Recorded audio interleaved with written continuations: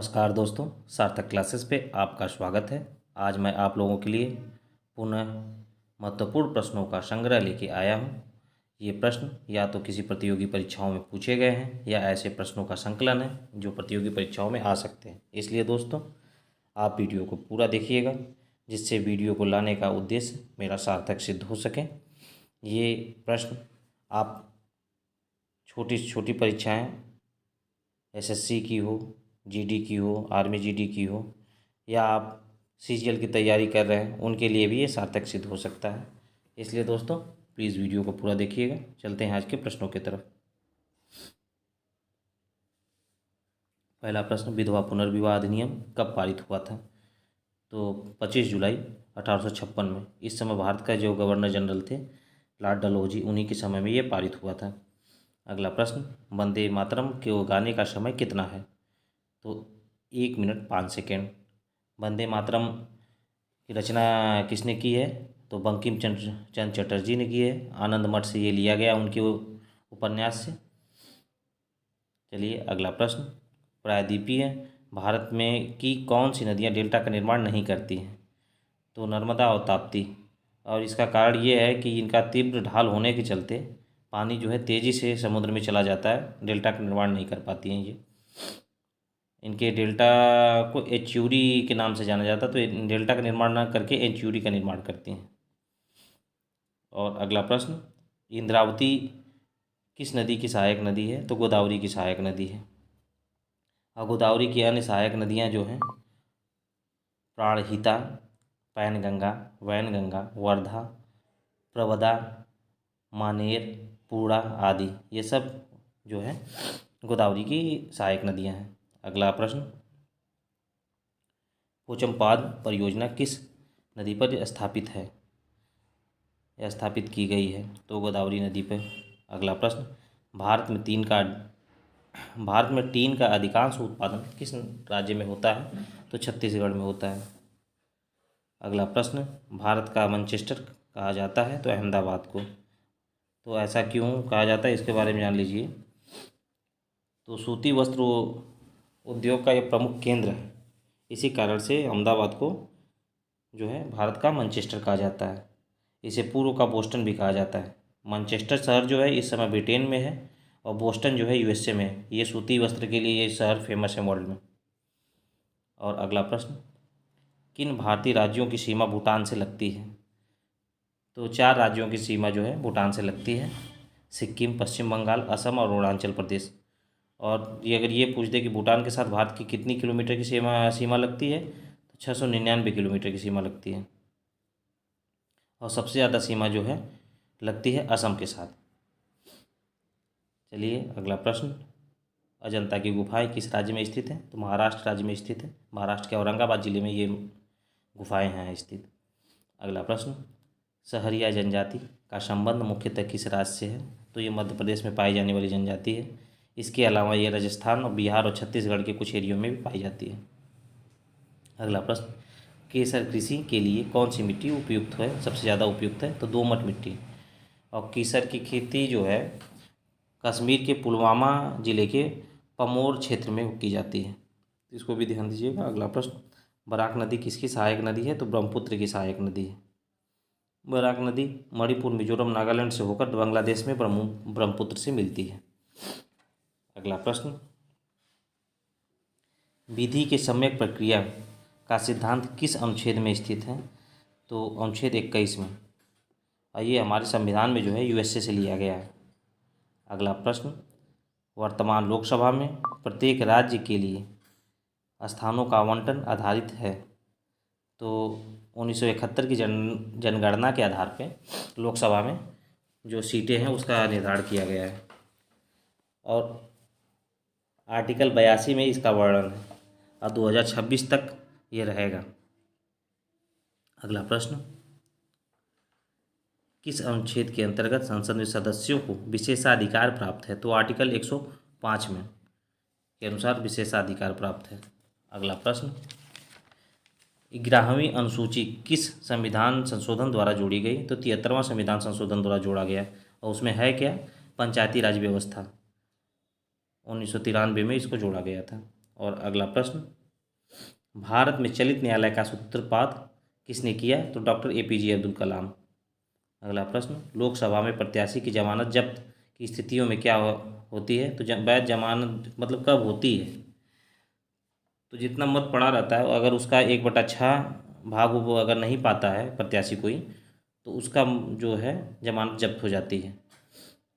और अगला प्रश्न, संविधान को एक पवित्र दस्तावेज किसने कहा? तो BR अम्बेडकर ने कहा, डॉक्टर भीमराव अम्बेडकर ने। अगला प्रश्न, भारतीय संविधान सभा में कुल कितनी महिला सदस्य थीं? तो 15 सदस्य थीं। और भारतीय संविधान सभा में कुल कितने सदस्य थे? तो 389। इसका गठन कब किया गया था?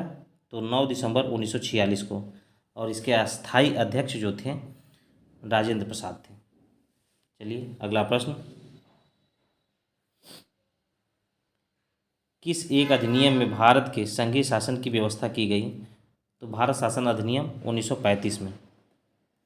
अगला प्रश्न, भारत में दशमलव मुद्रा प्रणाली की शुरुआत कब की गई? तो अप्रैल 1957 में।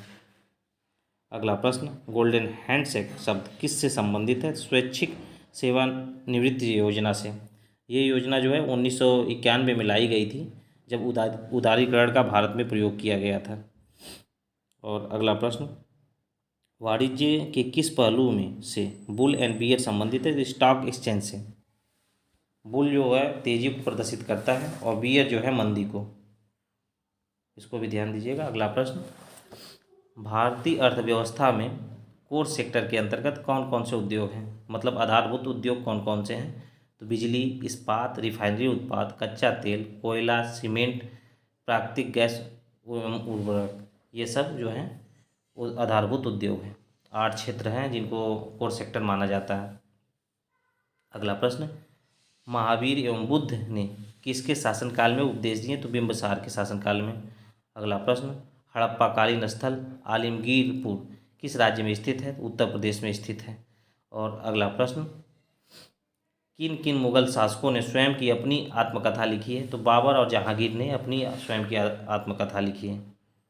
और अगला प्रश्न, नए भारत का पैगंबर किसे कहा जाता है? तो माफ़ करिएगा, राजा राम मोहन राय को।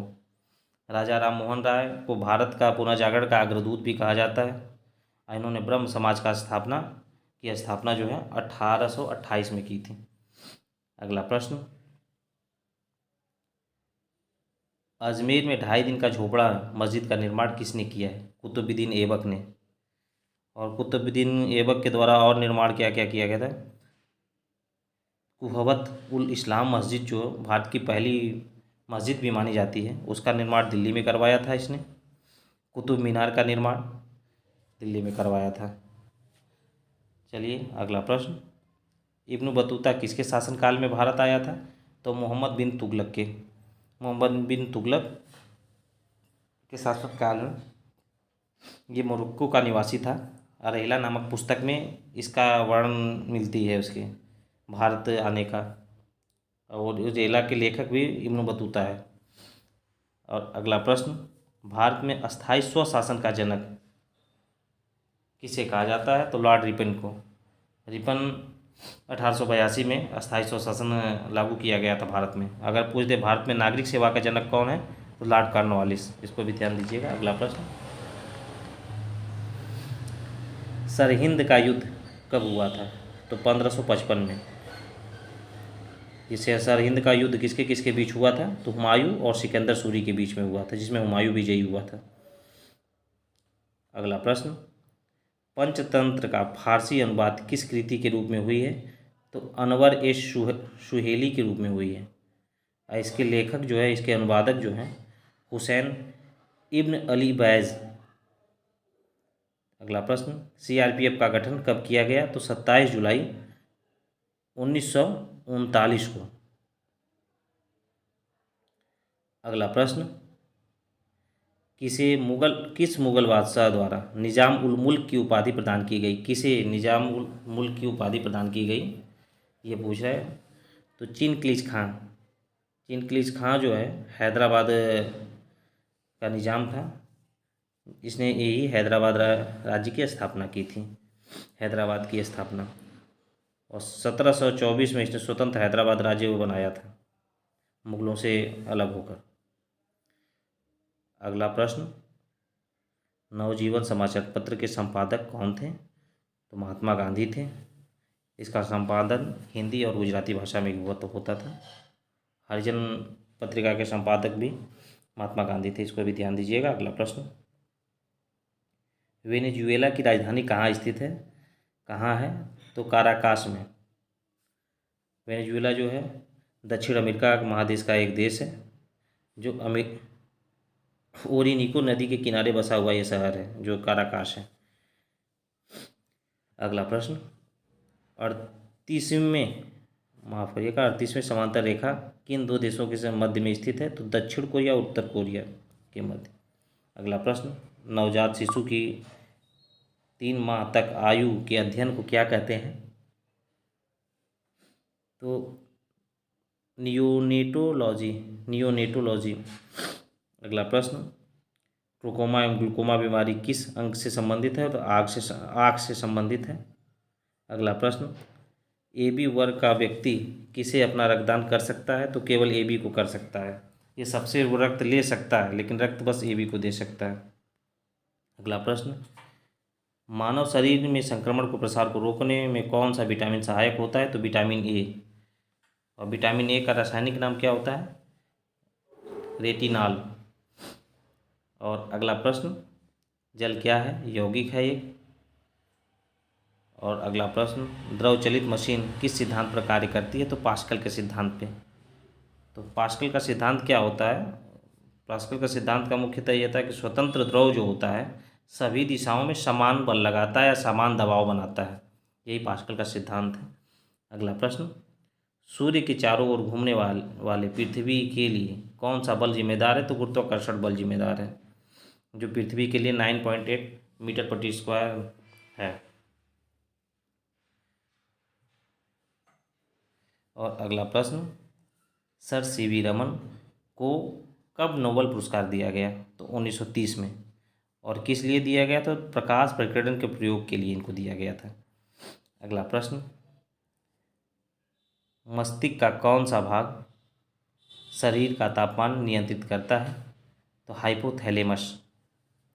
और अगला प्रश्न, प्रोटीन का पाचन शरीर के किस अंग से होता है? तो अमाशय से। और अगला प्रश्न, विवेकानंद रॉक मेमोरियल कहाँ स्थित है? तो तमिलनाडु में। चलिए दोस्तों, आज का वीडियो इसी प्रश्नों के साथ समाप्त होता है। अगर आपको वीडियो अच्छा लगे तो प्लीज़ वीडियो को लाइक, सब्सक्राइब और शेयर जरूर करें। धन्यवाद।